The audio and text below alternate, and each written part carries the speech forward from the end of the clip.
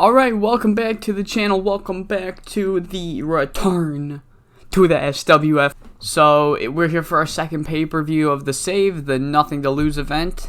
We got the whole card right here. Let me try to do it in chronological order, see if I can remember it. Okay, so I know we open with the World Tag Team titles, the Pain Alliance Challenge Hawaiian Crush. Then I believe our second match is the Everything to Gain ladder match. In that ladder match, we have... who's in that? Alright. Let me try to do it in alphabetical order, too. So, Atom Smashers first. Then, Joey Morgan. Mainstream Hernandez. Steven Parker, Randy Unleashed, ZWB. I don't think that was alphabetical, but that was pretty close.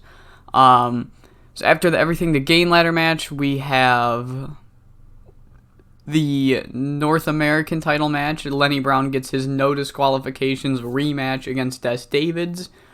Then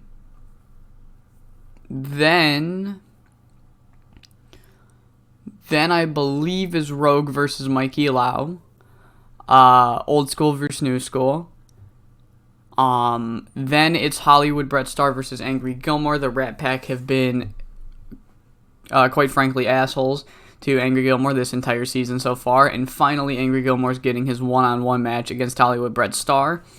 Valiant versus Remo is the semi-main event. The two just, they got in the crosshairs of each other very recently, and Eric Eisen saw that and was like, oh, fucking hell yeah, let's promote a match between these two. It's two of my top guys. Why wouldn't I do that? And then, of course, in our main event, winning the fatal four-way between Valiant, Remo, and winning the four-way against Valiant, Remo, and a Rogue at the previous pay-per-view. The Crippler will get his world title match in the main event tonight. Crippler's never held the world title in the SWF before. This is probably going to be his last chance to win the belt. Will this be the final, last hurrah of the Crippler, or will we see a new dark age of the SWF with a very shocking and upsetting Rocky Golden victory? I'm sure you all have in mind who's going to win that one. No spoilers, but let's just say one of them's a lot more over than the other one. Alright, I'm running the show in the Mid-Atlantic, and I think that's all. Let's just get straight into the show. So with every pay-per-view, this is now standard in my saves. I get one super cheesy hype get over angle, and I just disguise it as a opening video package.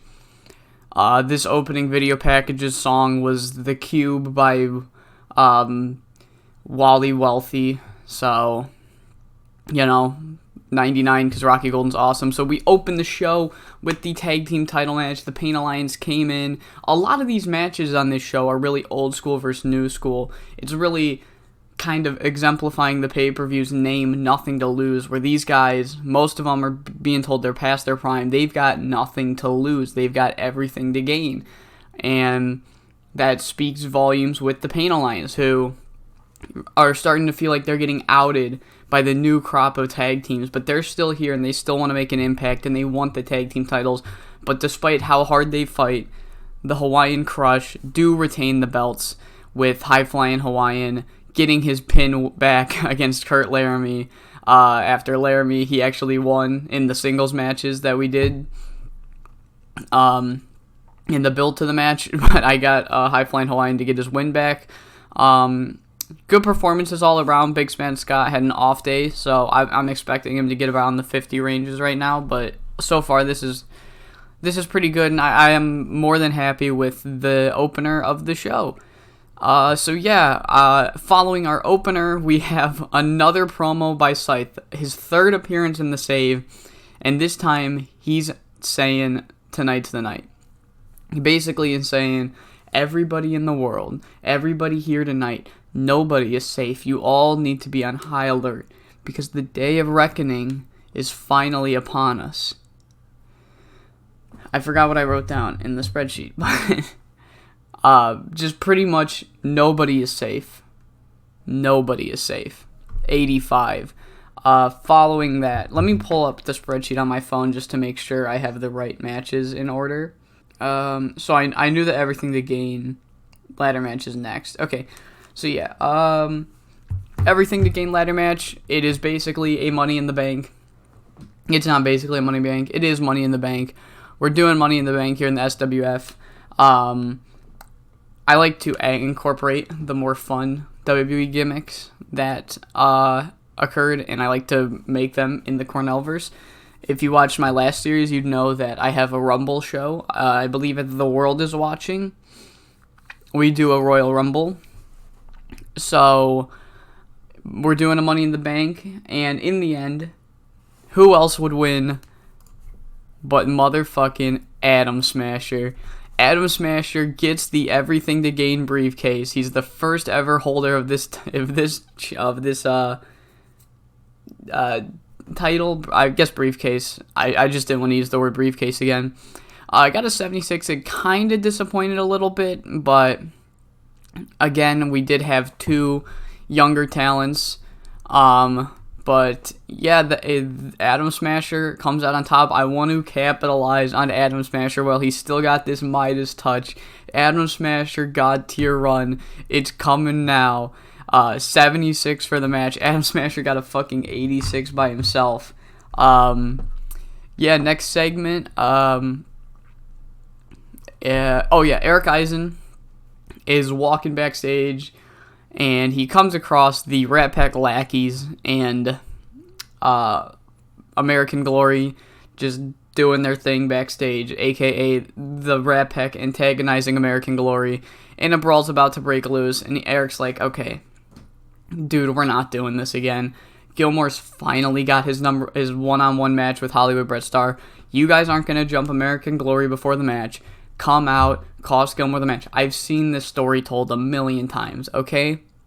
So, you are all banned from ringside. If any of you show up to that match later on tonight, you will be fired. We're not doing this shit. Eric Eisen laying down the law once again. Up next is our North American Championship match, Lenny Brown versus Des Davids. It is a no DQ match, and of course, if you remember in the build, Des Davids granted Lenny Brown this match under one condition, that being that Lenny Brown had to fight somebody on Supreme TV of Des Davids' choosing, which turned out to be Remo. And Remo fucking does Remo shit, and he kayfabe injured Lenny Brown on that episode, and we have not seen Lenny Brown since. And Lenny Brown comes out, and his ribs are all taped up, and his right shoulder's all taped up. And since it's a hardcore match, Des Davids is using weapons on all of his, injured limbs. However, in contrary, because it's a hardcore match, Lenny Brown can do the same thing. He eventually gets the offense, uses his own weapons.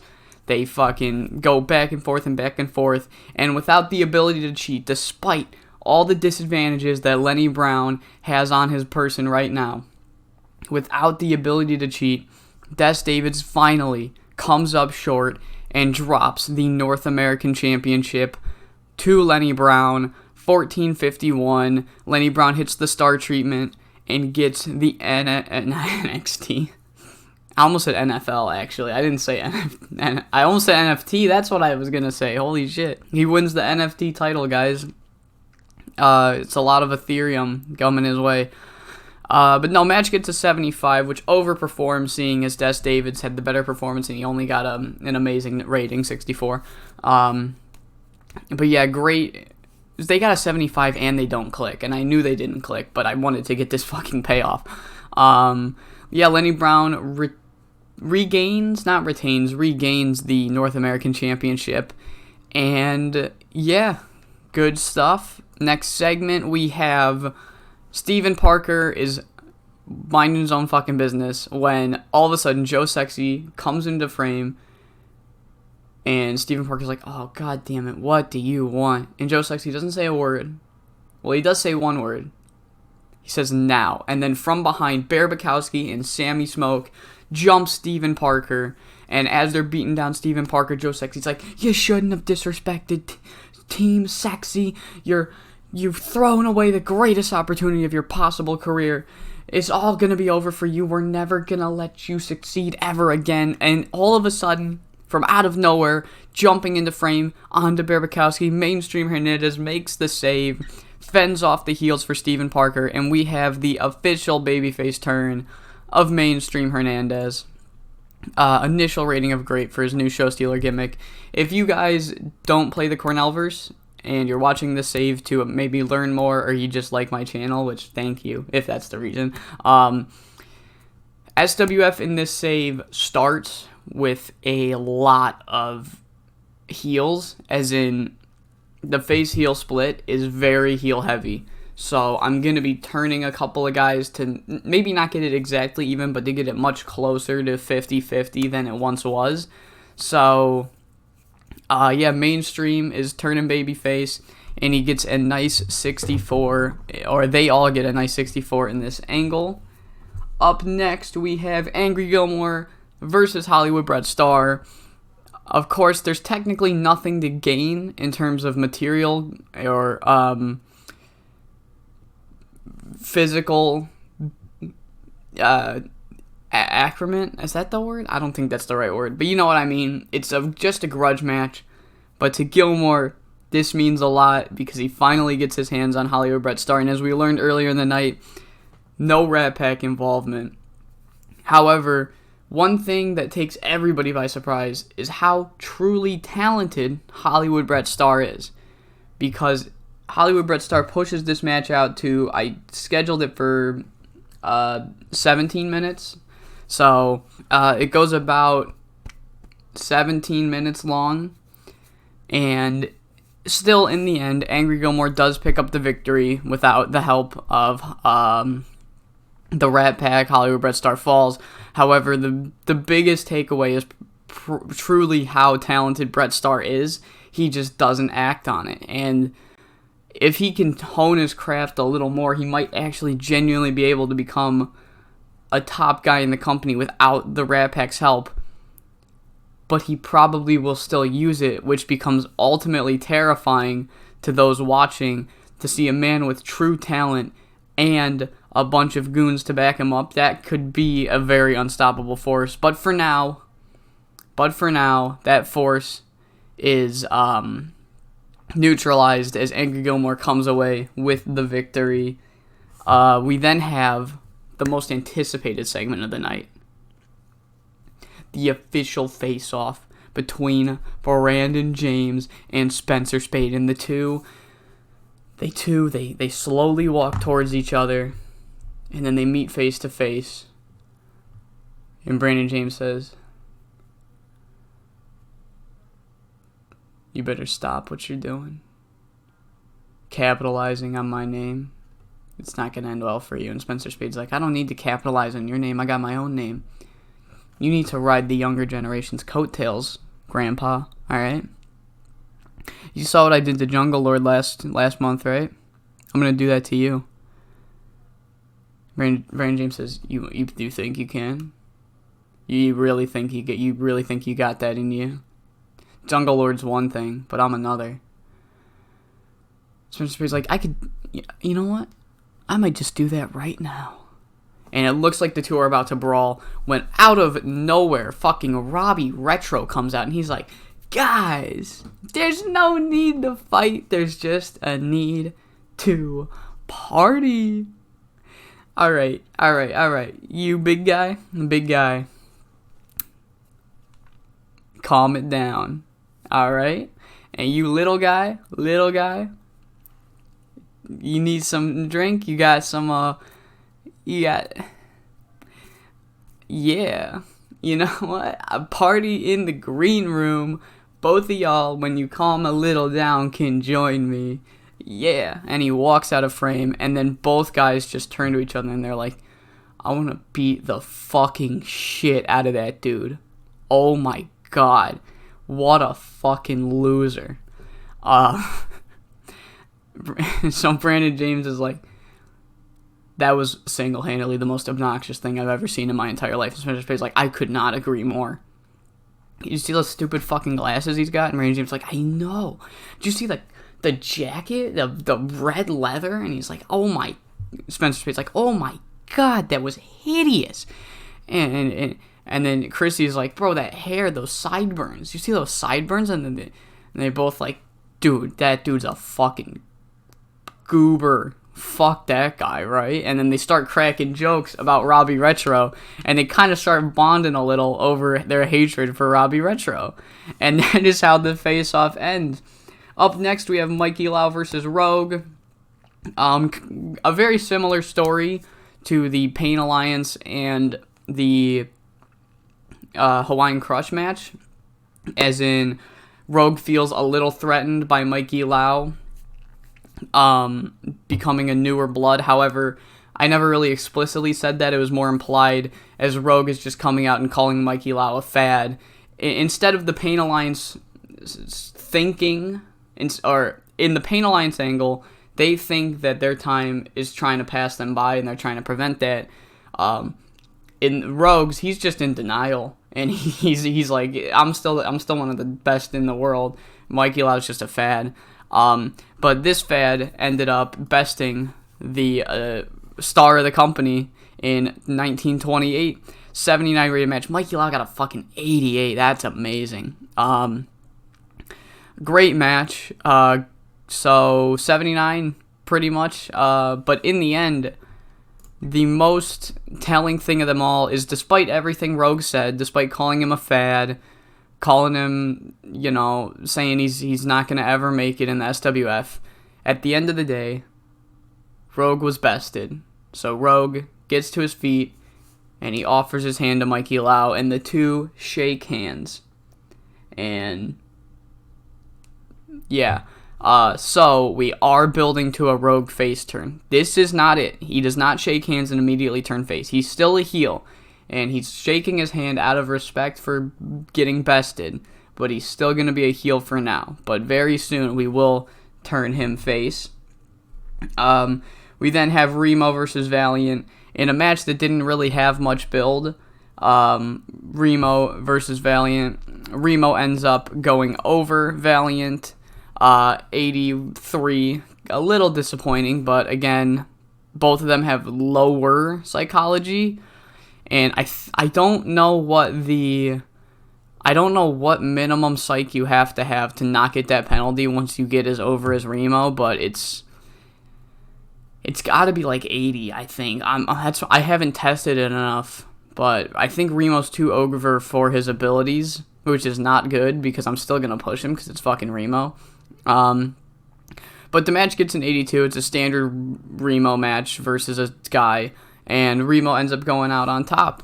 And right before our main event, we get a hype package between the Crippler and Rocky Golden, just to get the fans all excited for the main event. And the main event is a fucking brutal one. It's not hardcore. It's not a brutal match in the sense that Lenny Brown versus Des Davis is brutal. This one's brutal because the Crippler, well, his new gimmick is that he's the fucking Crippler. So I only imagine that he wrestles like Walter with the build of... I didn't look at what his build is. I guess the build of Benoit. So there's a lot of chops and shit, but Rocky Golden is going to fight back in the same way. Rocky Golden's got his own. He's going strong style. He's going forearms, elbows, chops. Both men are just down fucking brutalizing each other. And it is a complete even bout. Crippler giving it everything he's got. He's throwing everything against the wall. Some things are sticking, some things aren't, causing Rocky Golden to throw everything against the wall. These two men begin to start doing moves they've never done on SWF. Probably Rocky's never done. Fuck it. Maybe this is the first time they're doing these moves since they got signed to a major promotion. They're pulling everything out. And Crippler slips up. He goes for his tombstone. Rocky Golden goes out of it. He gets him up for his finisher. And then the lights go out. And when they come back on, John Greed is in the middle of the ring. Not in the middle of the ring, sorry. He's at the entrance ramp. He's at ringside entrance ramp way. And so nothing really happens during the lights out other than John Greed appearing. And the referee starts to look around like, oh fuck, what happened? What happened while the lights were off? And he sees John Greed and he's like, what the fuck are you? Get the fuck out of here, ruining the main event. And then from behind, from under the ring, Scythe runs in, gives Rocky Golden a choke slam, and fucking dips Crippler, gets Rocky Golden up for the Tombstone Pile Driver, and captures his first ever SWF World Championship. His first ever major championship in a major promotion. I tried to fucking, I don't know if you bought me or not, but at the beginning of the video, I tried to fucking fool you all by doing a classic 64 spoiler, like, well, we know obviously Rocky Golden's gonna win, but I never explicitly said it, because I'm a fucking carny. Fuck you all, and it got a fucking 95. Fuck yeah. Holy shit, they got a fucking 95. I didn't even look at that. I was too busy telling my goddamn story. Holy fuck. The Crippler's the world heavyweight champion. The segment got a 95. And then after the match, Crippler fucking celebrates. He's fucking over. He wins. He's awesome. I love the Crippler. He leaves, but Scythe and John Greed are not done. Scythe and John Greed, they get a steel chair, and I don't know what the Underworld Spike is, but I looked up. I looked it up a while ago. I think it's Scythe's finisher. I'm almost positive. I don't think I had the. Let me look it up right now, actually, because I don't want to. Oops. I think it's the Underworld Spike. Oh, I can't do it here. Hold up. We'll just say the Underworld Spike. I'll check after the show. So they get a chair and they hit Rocky Golden with the Underworld Spike on the chair, effectively maybe writing him off for a while. But fucking holy shit, 100 rated match. What did this show get? The show got a fucking 95. Fuck yeah. Fuck yeah. Damn, it feels good to be fucking supreme. Fuck yeah. Yes. Yes. Holy fucking shit. Yeah. Fuck yes. Oh my god. I love this fucking save. Oh, dude, okay. I don't know if I ever explicitly told this backstory of this save, but the basis of the save is the same as a Big 3 offline save that me, Tyler, and Jerome from the Big 4 save did, where I think Jerome was USPW and Tyler was TCW, and we did a good few months of it, and I'm almost practically carbon copying the what I did in that save, because I was actually really proud of it. I really liked the storytelling, and the shows were just me fucking mopping the floor with fucking Tyler.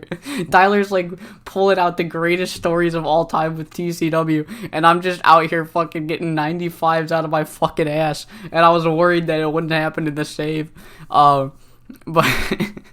But Tyler would like create some of the greatest stories with TCW, and the ratings would just not come. He created one of the greatest fucking stories with Wolf Hawkins and Aaron Andrews, and it got like a 70. Meanwhile I'm doing fucking interference world title match finishes and getting 95s. It's fucking amazing. But yeah, I love this save. This is just the beginning. Let me make my speech. Of course, I have to give Rocky Golden the gold medal. Silver medal, I don't know if I should give it to the... I think... Ooh. This one's hard. I'll give the silver medal to Mikey Lau because he just fucking he got that 88, and I'll give Crippler the bronze medal because even though he had a 76 and he didn't really have an 80, he was still a part of that fucking 95 rated match. So make the speech. Scene please. We're gonna get scene pleases for a while because you got to do a couple of backstage speeches before it really has a positive effect on your workers. I gotta see how over the Crippler is now. I have to see how over that man is now. So Adam Smasher's the Everything to Gain champion. A lot of title changes here tonight.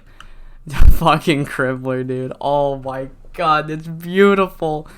Oh man. Oh, and he's a Triple Crown. I forgot about that. I think he's the second ever Triple Crown champion, right? I could be wrong, but I believe he is. I don't believe Rogue or Valiant ever won the North American. Oh, they did. Okay, so Rogue's I know Gilmore was the first Triple Crown. I know that was a huge thing in 2016.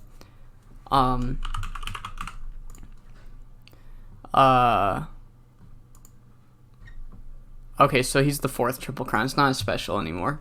They gave it to Valiant. It's not a special. I don't have anything against Valiant. It's just whatever. Rogue's a Triple Crown. That's all that matters to me. He won the fucking... Not Rogue.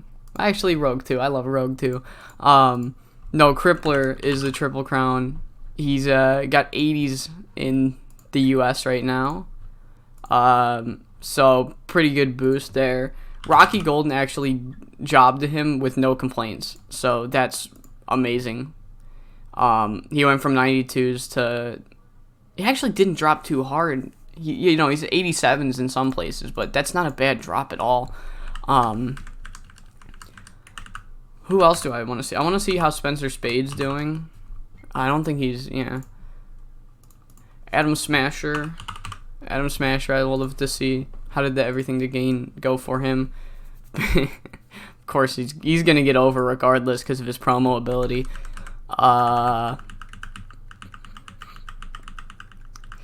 Yeah, dude, the fucking Crippler's the man. The fucking Crippler is the man, dude. He didn't gain anything. That's actually surprising. He really didn't gain anything. But fuck it, he's the world champion. That's all that matters to me. He's the fucking world heavyweight champion. So here's the Team Sexy logo. This is the official stable. The stable was supposed to be Dominic D'Souza and Sammy Smoke, but then Dominic D'Souza just had to go out and have bad chemistry with Joe Sexy. Even after I ran the angle. So, we're just gonna write it off. I don't want to do a big blow off with Dominic and Joe, but yeah, just pretend it never happened, I guess. I really hope you all enjoyed Nothing to Lose as much as I did. I had a lot of fun booking it, and I had even more fun narrating it. But yeah, that's going to do it for this edition of the Return to the SWF. I hope you all enjoyed. I hope you all come back for the fallout of Nothing to Lose 2020.